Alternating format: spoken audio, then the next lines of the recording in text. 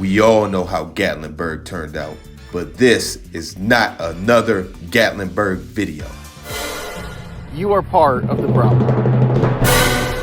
I got the wheels on, the car's lowered down, everything is looking extra crispy, under the hood is looking phenomenal. It's supposed to take about 10 hours to drive down. I'm supposed to meet up with my buddy Aiden. He has a 300ZX Vert. We're gonna ride down together, and bags is packed. The crew is at the lodge house, and I'm about to act like I'm 25 again.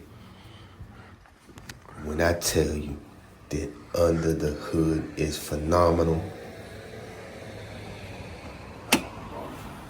this is exactly what I'm talking about right here.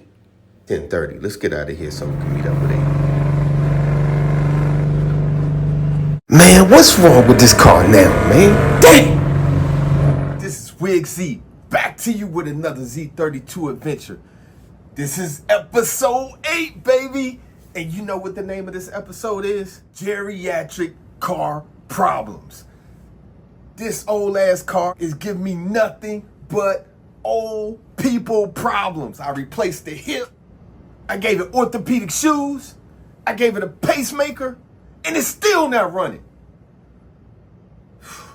We're gonna have to get to work. We're gonna figure out what's going on with it. We're going to take it apart like we always do. For the episodes that led up to this, shows you how many times I've taken this car apart, and we're gonna get it right.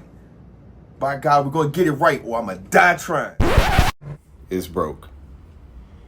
And the bad part about this one is I don't even know where to start.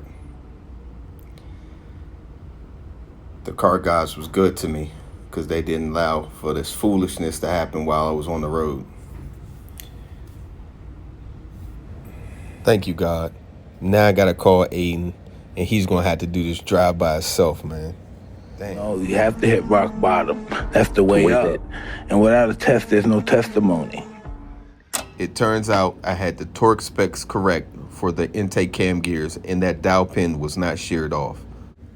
As you can see, you can move it so it's not locked up. You can move this one, it's not locked up, not locked up. This cam's locked. It's not moving. It's locked in place. And I don't know what caused it, but we're gonna figure it out. In the earlier episode, when I replaced the turbos, I covered cam cap placement and how if you got your cam caps mismatched or out of order, that it could cause binding issues. I labeled each one of these. We're gonna loosen up each cap one at a time to figure out which one's causing the binding problem. Man, all of these cam caps are tight. This is screwed up. I'm gonna take it apart. I'm gonna get it fixed. At this point, I know that I need to take this head to the machine shop and get it line honed, but I do not want to do that. I don't want to take this apart right now. What I'm gonna do is I'm gonna get a brake honer. I'm gonna hone each and every one of these cam caps. And I know it's not recommended, but hell, I'm gonna do it. I'm gonna do a slight polish to the cam journals to see if I can make a little bit of space so that it'll spin freely. I really hate turning my trunk into a parts bin, but I just had to do it. All of the cam caps look just like this after they were honed. I'm gonna take the lifters out, I'm gonna assemble the head, and I'm gonna see if the cam spins freely. I got the car back together. Now it's time to do a compression test. You kidding me? I did not bend a valve. Are you not entertained? Are you not entertained? Is this not why you are here?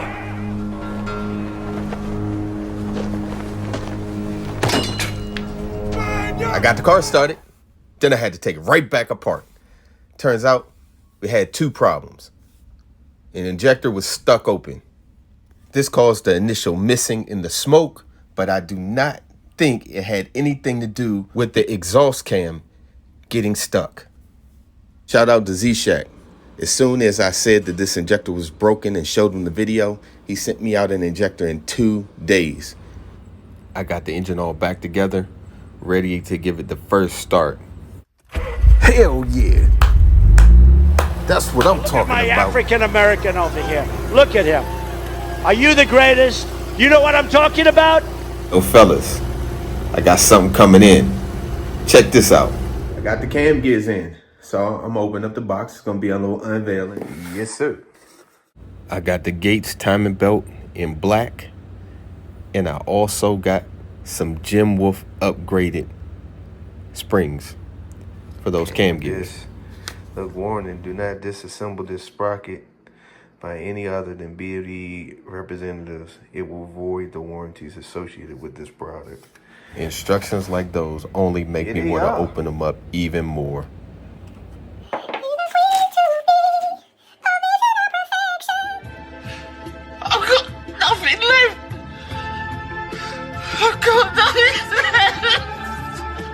But I got the timing belt on last night and the crank and all that stuff. But this is how it looks. I think I'm gonna put like these little Z stickers here. So I'm gonna go and clean that up. I'm not afraid to say it. I got my car a mess up in here.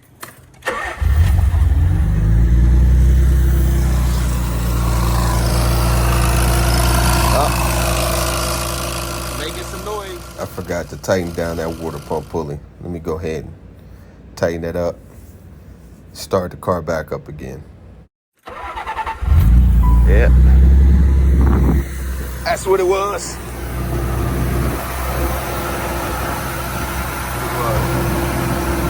Sound good.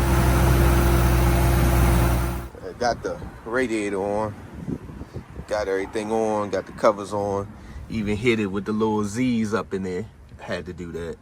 I was bored. We're going to get the radiator bled down, and you're going to see what the finished product looks like after all of this hard work.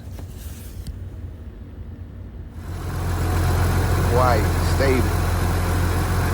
Now that's a 300 right there, baby.